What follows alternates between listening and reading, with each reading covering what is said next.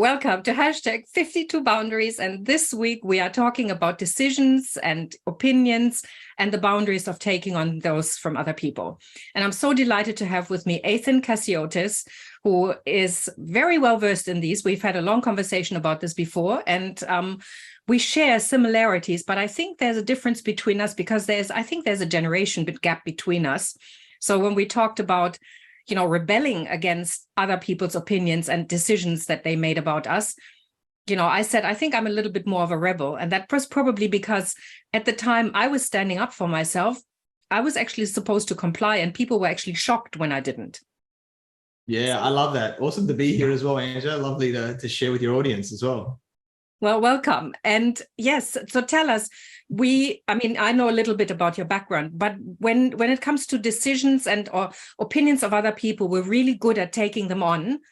And then we make decisions afterwards and go, oh, did I really want to do this? I have had clients who embarked on a career, and then 20 years later realized that they only did this to please their parents.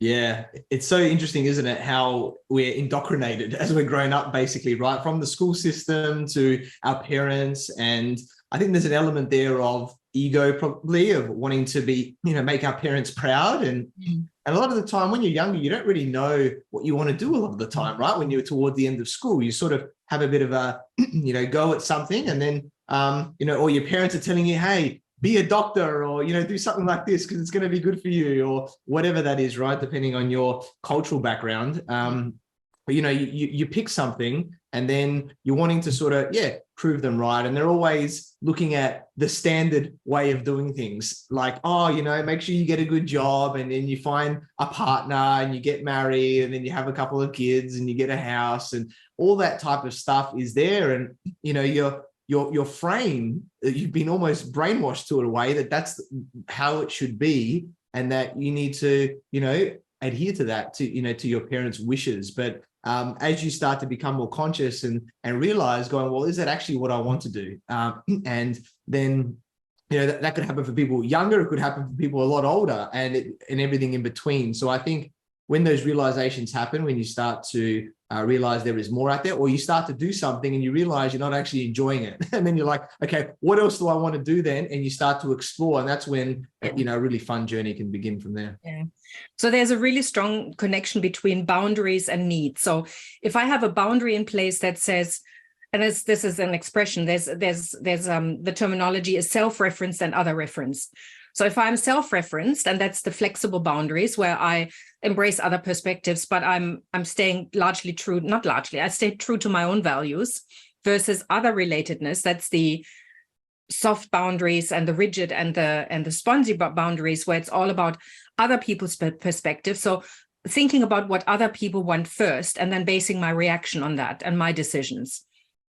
So for me, it's always been, how do I feel about this? That's the emotion. What's my need? Do I really need to please somebody? Do I need to have somebody's approval? Or what is it? And sometimes I would make decisions based on that, right? And as you said, the younger we are, the more likely we are, because we want people's approval. But I love getting older when it comes to that. I love it. Yes, more independence. And I think the key word that you said there is pleasing. And, I think a lot of people that I see this have an element of the pleaser, whether it's the parents, whether it's the friends, the family, your clients, your team members. Like, there's so many areas here, that some more than others, but there's an area of pleaser. But in the end, doing things for others just to do it for them, to keep them happy, might be good in the short term, but is not good in the long term for both of you, really, right? Because there needs to be an element of growth, I think, and we need to be able to do what's true for us. I love you talked about the values and everything there, and understand, I think, how you make decisions is really important too, because everyone makes decisions a little bit differently. Like you said, you feel into them a little bit more, right? So, NLP, we talked a little about mindset stuff in different areas, and there's different methods in terms of, you more of a visual person, are you more an auditory, more of a kinesthetic, a feeling person, or an audio digital? All of those. So, a mixture. I'm an audio digital, so I'm sort of a bit of a mixture and more of the information there. And you could be a mixture and what you prefer more. So understanding how you make it. And if I'll just go on a slight tangent where whether you've heard of this, but people have heard about human design before. And it's a very powerful model. I'll just put it out there and you can get a free test online. But I think what's powerful about it is the decision-making in there. And I'll give an example that I did it, me and my wife both did it. And my decision-making is based on my instincts is best in my design. So I'm like, I can make it very quickly. Like I'll get that feeling. My instincts will tell me yes, no, whatever it is. And then I can be true to myself. Whereas my wife is a gut feeling with her decision maker. So she has to feel into it more of the feeling. And that could take seconds, minutes, hours, days sometimes, right? Like depending on how big the decision is and what she has to do. So understanding that people make decisions differently, and sometimes them saying, hey, let me get back to you is actually good, because then they're actually finding out that it's going to be true to their values and their gut feelings or whatever that is. But some people can make the quick decisions. So having that flexibility, not only in the boundaries, like you mentioned, which I think is important, but also in respecting the way you make decisions and the way other people make decisions. Yeah. Well, those are the boundaries we have with ourselves, right? So if we accept that the boundary is not making a decision immediately and not taking on somebody's opinion, I always think that, you know, when you go and buy a house, or this is the suggestion somebody made to me. So you buy a house or you buy a car or any kind of bigger purchase. And then there's the sales technique of you sign this now. And to say, you know, like I actually need to talk to Gracie about this.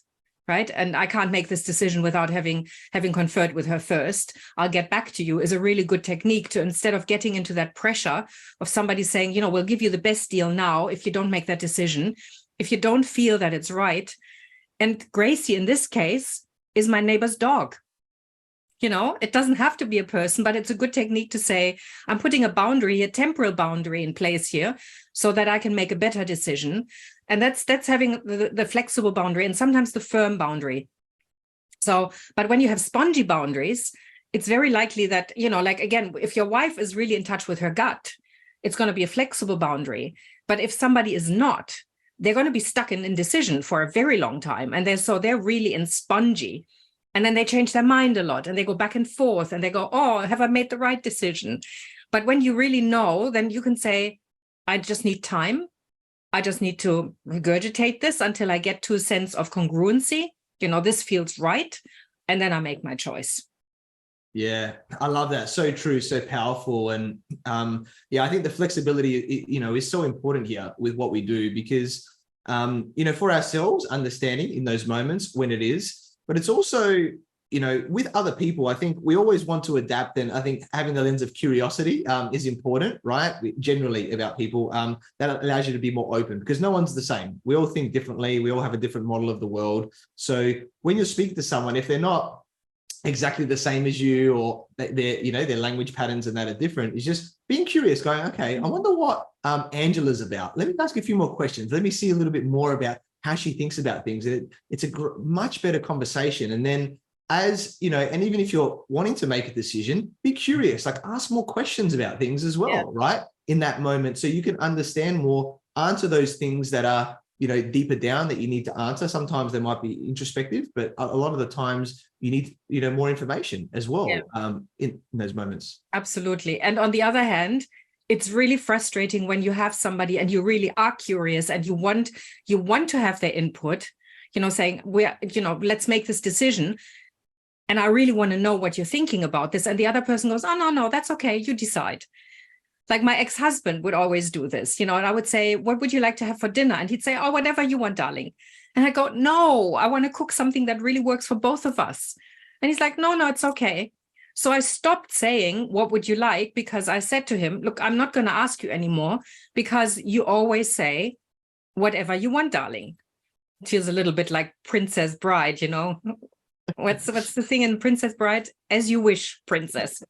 And so I just went, okay, we're just going to eat. And there was one night, I remember this very distinctly, and I was saying, so I'm going to cook this. I just announced it, you know, this is what I'm cooking. And he said, oh, you know what? I don't feel like that. I feel more like baked beans on toast.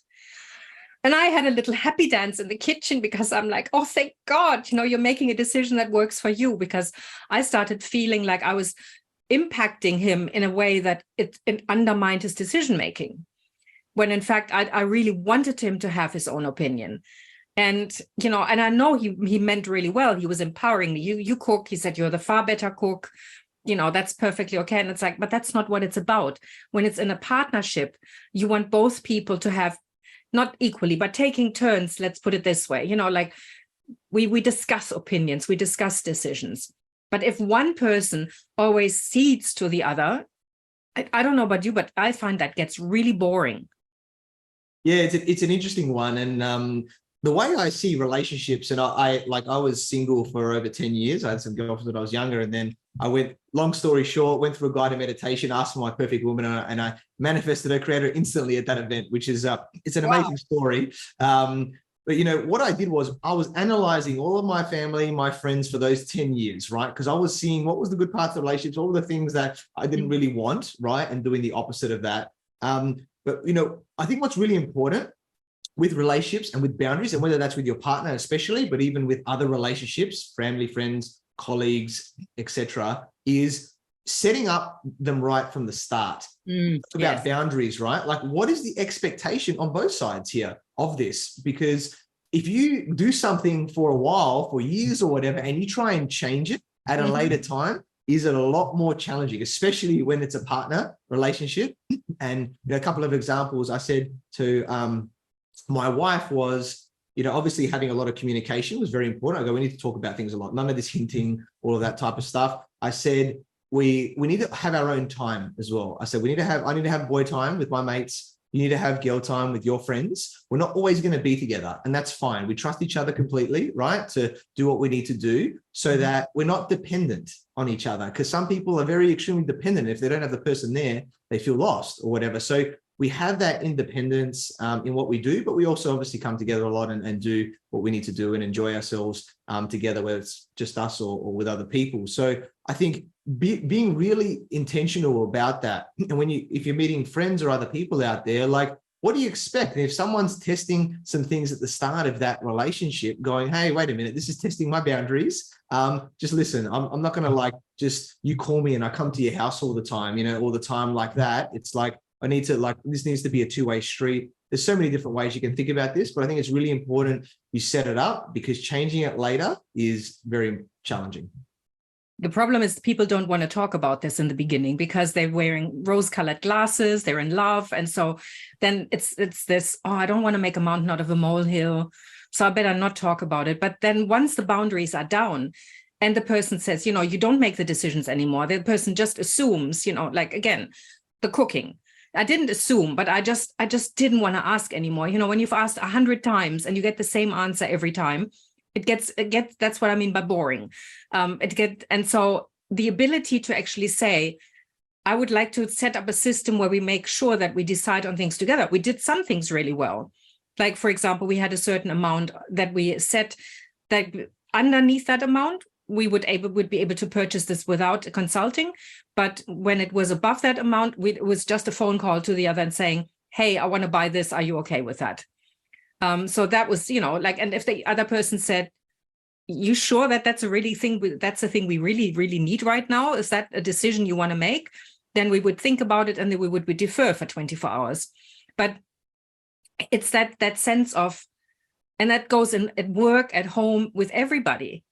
That sense of, you set the boundaries now, also about taking on other people's opinions, because, not just decision making, but the opinions that lead to that decision. That is what's so important. What's your experience? Yeah, I love you said the system behind it, because I think that's important with having some sort of system. And yeah, the opinions of others, like, just because someone gives you an opinion doesn't mean that you have to take it on. Like, if someone says, hey, we'll use the property example, everybody knows, hey, you should go buy that property. Like, how many properties do they have? Why are they, do they have the knowledge to be able to tell you to go do that or not do that, right? So, just because your parents or friends or family or someone tells you something doesn't mean that you have to take it on, depending on their mindset, depending on their beliefs and their values and everything like that. So I'm always like allowing people to give me opinions, that's fine, right? In that way, unless I want to stay away from people, if they're, a bit toxic, of course. But generally, I'm always happy to do it. But I always then go, okay, cool. Or in the moment, sometimes if someone's being a bit negative, and this is a bit of a mindset stuff that I do, if they're like being a bit negative and they're really negative about some sort of topic, I'm like, okay, cool, that's fine that you believe that. Just so you know, this is what I believe about this, right? And I actually reframe it in the moment about my positive belief about that. Because number one, it helps me, because otherwise you could take on the negative things that you hear from other people, right? But also, I'm hoping that it cracks open a little bit of, change in the person going, oh, maybe it's not so bad, right? Or there's some benefit out of this with the opinion. So always be aware that, because there's technically no right and wrong, right? In things. No. Remember that, right? It's just like one way or another way. There's multiple ways. So don't always think you have to be right. And I think that's a big challenge for people, right? It's like, it's only this way, but it's not about being right or wrong. It's just a difference of view, difference of opinion. Let's talk this thing out. What's best for me in the end? What's best for us if it's a relationship of some sort, and then you move forward from there. The thing is, I think it depends on what kind of boundaries you have. And it also depends on what kind of intention you have. You say you're offering this as another perspective. You're saying, so you believe this, or this is your opinion, my opinion is this, but you're not doing it to convince the other person that you're right. You just want to open a door and say, step through this and have a look at what this is about. And then it depends on the other person's boundaries, what they do with it. Like if they have soft boundaries, they're going to take your opinion on wholeheartedly, and they're going to go, or wholesale rather, they're going to go, oh, Athin is absolutely right. I should change my opinion about this. So that's the soft boundaries. And then the spongy boundaries is like, I'm not even going to gather any more information about this, right? That's the rigid boundaries. I'm just going to say no. I'm not going to ask Athin how he came to this opinion. I'm just going to go, no, he's wrong. But when somebody has spongy boundaries, then they're going to go into, oh, maybe I could know, maybe, and they get into the state of total confusion about what they should now believe. And it's, so when you know what you just mentioned before, when you know what is important to you, and you know what your values are, then you can say, interesting viewpoint, it opens it up, or, you know what, maybe not. Like if you mind, I tell it a story about, I used to coach young singers and help them overcome stage fright. And I had one young singer who participated in an estate, and he came second. And he came off stage and he said, I don't understand why I got second place. And I said, okay, go to the adjudicator, find out. So he went and he came back and he looked really confused. And I said, what? He said, I need to make it look harder. I made it look too easy. And I said, okay, did you ask him what that meant? And he said, no. I said, go back and ask him, what does making it, make it look harder look like? And he came back and he said, he wanted me to do these kind of movements while I was singing. And I can tell you, having been married to an opera singer, and having sat through countless singing lessons, I know that that's the worst thing you can do for singing, right? And so I said, I would, don't take my word for it. Ask other people whether that's actually a good method of singing, because singing easy is a really good thing.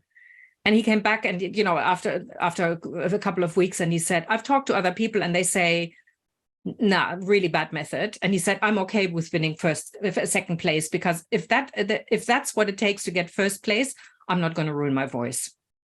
Yeah, I love that. So true. And I think this comes down to having a goal, looking, to achieve something, but it's actually the journey, right? The process the goal is, right? Because it's all that growth. And whether we've got, coaches and mentors like yourself, people around us, to help us to get there. And it's actually the growth. And then that it's not actually the end result necessarily, because then you become this whole different person. You've leveled up so many ways in different areas of your life or business or whatever it is that you do there. And that's where the goal is. So it's really, when you're doing something like that, is celebrating those wins and understanding that, when you're around there, it doesn't matter necessarily what other people think, are they, their opinion or their viewpoint on whether you did the best thing or not. It doesn't really matter.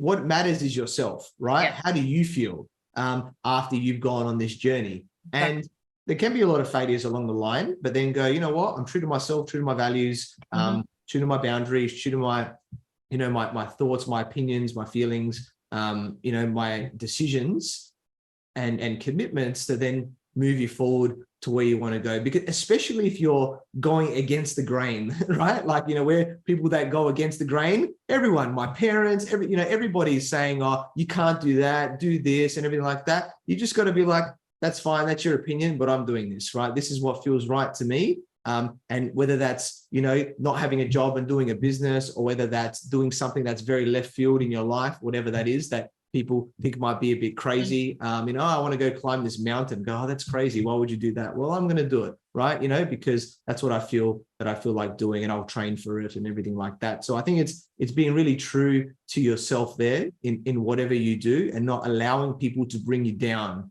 because they will try to. And remember that everything, perception is projection, right? So it's not that necessarily they don't want you to do it. It's because they can't do it. That's why they're telling you not to do something a lot of the time, right? Because they're seeing the reflection going, why would you do that? That's too full on. Little do they know that actually your mind and your decisions is different. So there's the, I can't do this, so therefore I'm going to stop you from doing it.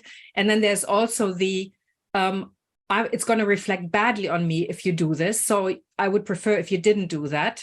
And then there's the, I would prefer if you did this because I'm going to look really good if you do this. So there's always the little bit of a hidden agenda when people have this thing. And then there's conformity. And I was like, my parents, when I was 16, said it's time for you to start wearing high heels. And I was like, you kidding me? I don't want to wear high heels. And I was a little bit ahead of my time, as in I had read up about, the impact of, what it would do to my spine and all of that. And I went, I'm not going to wear high heels. And my parents bought me a pair of high heels, even though I refused. And I bargained them down from this to that. It's like, like a 10-inch, well, I don't know, 10 centimeter to a 5 centimeter heel. And then I wore them, and I twisted my ankle on the first couple of 100 meters. And I put them aside, and I said, I'm not going to wear those. And they gave up after a while. But it was awful. It's like, oh, we can't take her anywhere because of the shoes she's wearing. And it was like, if that's what it takes for you to appreciate me, let's have a talk about that. Yeah. And I love that. Were never a problem.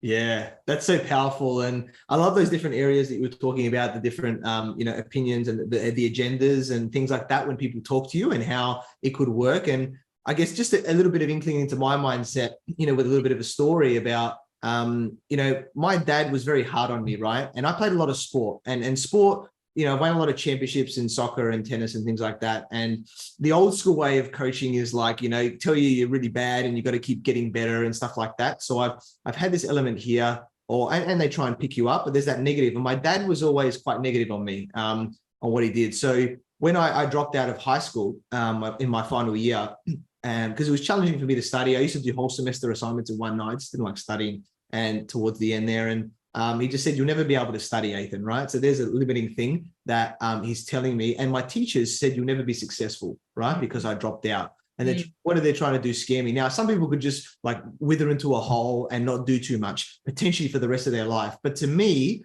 I use it as fuel. I use it as fire, going, watch me prove you wrong. So that would be my, recommendation to you. Same when I moved to Sydney. Because everything was done for me. I was, I've got Greek background. Literally, I never used the iron, the washing machine, never washed the dishes, never cooked, nothing, right? Everything was done for me. So my dad said, you won't last 6 months, right? Because, and I had to learn, right? But I'm like, well, you watch me, and everything like that. So that's what I've said to people, and I've created a lot of success, and I've done an MBA now, went back, to uni and did an MBA, and very successful businesses, and obviously lasted over 12 years now in Sydney. So I've been able to prove them wrong. So understanding that that's not always going to work for everybody, but it's definitely a great strategy. You should also do it for yourself. It's not just for them. I still use it as fuel, but at the same time, I'm going, well, I do want to learn more about business. So let me go do the MBA and do it for myself, not just for that, but you can use a combination of them as fuel for people saying you can't do something, and go, watch me. Well, as you said, it's watch what you're doing it for. If you're doing it against something, that's going to be hard because you have to push it back. But if it's for something, when it's for yourself, for your goals, for your values, it's going to reinforce you. And the important thing, and I think that's what you've just said, is make sure that you're not doing it from that rebellious place of F you, because, that's going to bite you in the bum, because you're likely not to gather information, or you're going to set yourself up in failure. But if you're going, I'm going to Sydney, and doing the ironing is not really the most important thing. I'll make that work somehow, right? Yes. And I can learn those skills. Then you're doing it for you rather than, this whole, I have to prove myself, because that's still about other people then. And that's what we want to get away from, because social conformity is just so easy for us to get into. Like somebody says to us, we should do something, and we just keep doing it. Yeah, I love that. So interesting. And I think understanding your strengths, right, and weaknesses as well, is important about what you're really good at. Because, if you're by yourself, even delegating stuff, like I don't really like doing the lawn mowing at our place now. So I was like, I'll get someone to do that. Yes, I could spend half an hour, whatever it is doing it, but I'd rather get someone because I don't enjoy it, or I'm not good at it potentially, right? Depending on what the situation is. So in a relationship, this is important as well, just as an extension of what we're talking about, how we're relating to each other, because I'm better at certain things than my wife, and my wife is better at certain things than me, right? So then how do we work as a team? So this comes down to those foundational boundaries and other things that we're talking about, is understanding what that is and going, okay, well, I'm more of the analyst, so I get more of the information. I'm very good at this, right? Whereas my wife doesn't really care much about that stuff. So, but she's good at the creative and other areas there. So it's like, okay, well, let me do my analysis. Like when we were booking our holiday, right? Going to Europe. And I was analyzing all these different places, what we could do, how long it's going to take, getting prices for different things. I would get, when we would go, I'd get 3 different hotels, right? And I'll prep them all. I'll go, what's good value? Where do I want to be in these different areas? And I would just bring them to her. She doesn't want to take all this time and do all that, but then I could bring her these things and she goes, okay, cool. Let's talk about this together. We're doing it together now. Yeah. And then, she can feel into that. What she feels is right. Yeah, cool. Let's go with this one. I'm like, I'm happy with that. And if you've got 3 choices that she doesn't agree with any of those, do you go back to the drawing board and find other ones? Yeah, definitely. Of course. If that's important, right? You got to have flexibility. It's not like, no, it has to be these ones. You've got to work. It's a relationship, right? It's a 2-way street here. Yeah. The thing about relationships is often, as you said, we go into, this is your strength, so therefore you do that. Yeah, you do the cooking, so therefore you decide. The important thing, I think, is always, and it's always been important to me, is to say, okay, you take the bulk of this, but I still want to be informed. I have coached clients where the partner has died and they had no idea how to manage finances, how to manage relationships, because that was all something that was going through the partner. And so they were in a really helpless state. And it's the ability to say, like, you take care of this. And I want to have the overview of this in some level, so that I can make up my own opinion. And it's not just based on what you put in front of me, but also maybe I want to do my own research sometimes. And it's okay if I've got 3 or 4 sources, that might be enough. Yeah, I love that. So true with all of that, how you're working together. And that's exactly what I do with my wife. Even though I'm more of the numbers person, I'll do a lot of that, but I'll upskill her as I go. And she's liking that where I can, as well as, when we're doing accountant meetings and stuff, she's in the meeting. Even if I'm leading the meeting and asking more of the questions and everything like that, she's there. So she's aware, and I make sure that I have, Google Drive or Dropbox folders or whatever it is with all these things in there. So she's got access to everything as well, right? So if she needs to access it, and this is also for me for when I travel, right? I've got all my documents in this thing so that if I go anywhere and I need a document, it's always there as well. And it's because I'm organized. I've even got my wife's documents. She doesn't even do it for herself. You know how many times that she's needed stuff? And I'm like, that's all right. I've got it here. Bang. And I'll be able to get it out, right? So it's understanding how you work, giving everyone the overview, work a system. You mentioned systems before. Systems, not just business, right? Systems in your life, in how you do things and how you relate to others and how you connect. Is there, WhatsApp groups do you have? Like, what is it that how you relate to people, making sure you're having those systems so everyone's aware, and it allows to make better decisions. Quick question. Does your wife have access to your Dropbox so that she can access her own information if you're not there? Yes, I believe that I've got that area. She doesn't have access to all of the folders at the moment, I'll say. At the moment, anyway, we're doing it. But there's certain folders that we have shared access. That's the way that I've worked it. she's like, just might be whatever, like random old stuff that I've got in there that she doesn't necessarily need. Okay, well, here we go. That's another opinion boundary. Yep. Does the partner have to have access to all of your information, or do you have the opinion to make the decision that you want to have some privacy?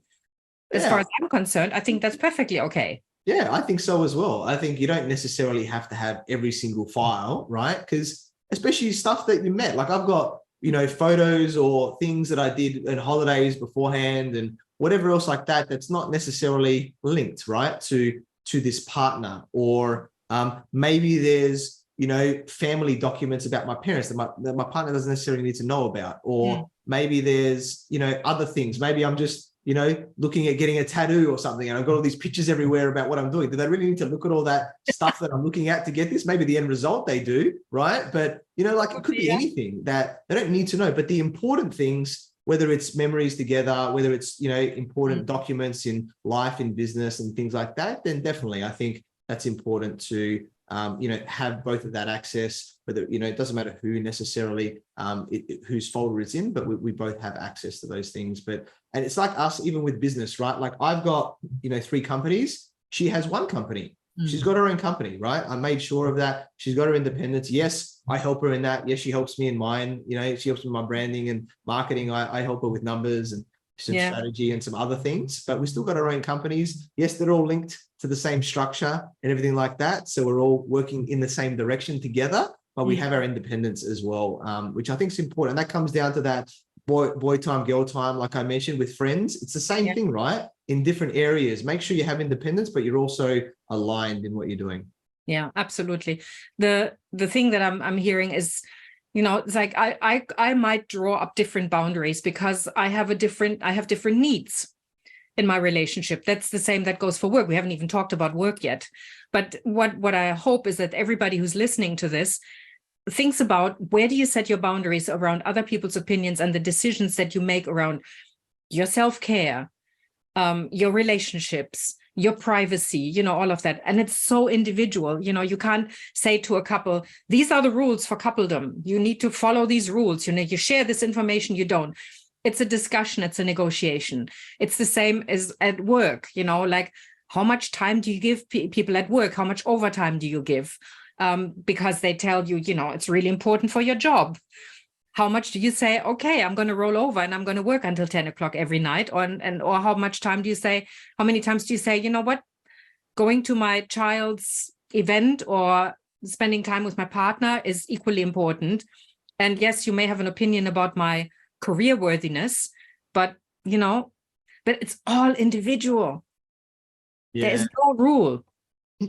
I love that. So true. And Andrew and I are giving everyone that's listening to this our views of how we do things, right? So you might be like, okay, there's some cool models here. Maybe this will open up a discussion with whether it's my partner, with colleagues, other people like that. I think that's hopefully what we're allowing you to do, to create your own model and system of what works for you to get, those boundaries in check, aligned with your values and needs. And I love the self-care thing just quickly that you mentioned, because I think especially during, COVID and stuff, a lot of people just on Zoom all the time and sort of neglected that. And I'm seeing there's a bigger theme this year. So I make sure that I go for a walk, I go outside, even take my socks and shoes off and ground myself and do some breathing and do some other things, my cold showers in the morning, like having breaks here and there and allowing myself to refresh, not just pushing myself too hard every day. Yes, I might have to get up a bit earlier, work a bit later or whatever on some days, but how do I interact that? How do I give myself at least one day off on the weekend? It's all different for you, right? There's just some examples about what I do.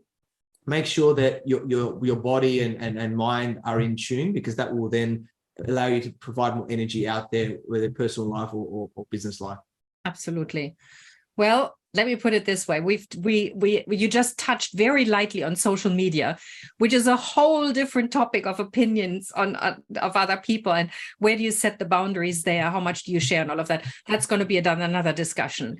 But I hope we have given, for you who are listening, enough information to think about where you set your boundaries around other people's opinions, because groupthink is very prevalent these days.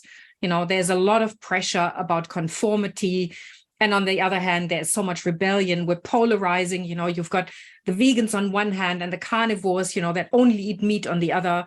And, there are all these opinions and decisions around rejecting other people or, again, conforming with other people. So it's about finding what works for you from that place of internal reference, that what works for, what fulfills your needs and your emotions, rather than am I seeking other people's approval, and do I want to fit in, or whatever it might be. Do you have any closing words?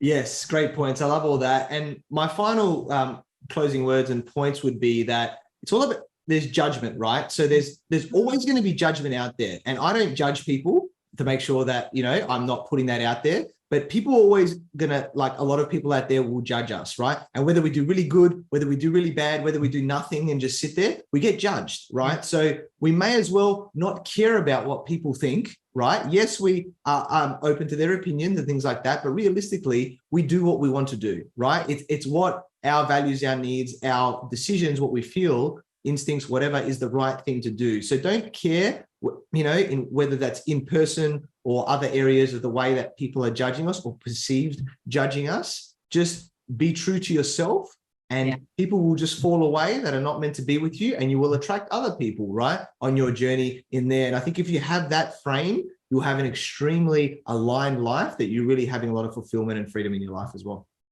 Perfect closing words. Thank you so much. Thank you, Athin. It's been wonderful to talk with you. And thank you, everybody, for watching and listening. And we'll see you soon. And remember to subscribe, and so you get more of these thought-provoking conversations around boundaries, needs, and emotions.